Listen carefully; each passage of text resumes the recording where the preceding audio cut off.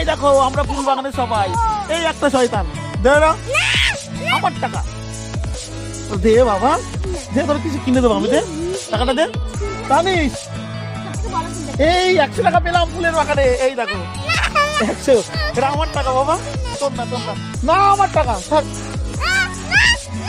আমার টাকা নিতে পারলে নে, নিতে পারিস।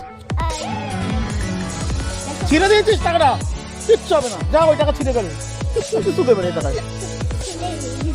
ছিঁড়ে দিয়েছিস, তোরা কিচ্ছু হবে না, যা। তোর কি ছিল নি? কত টাকা বল এটা?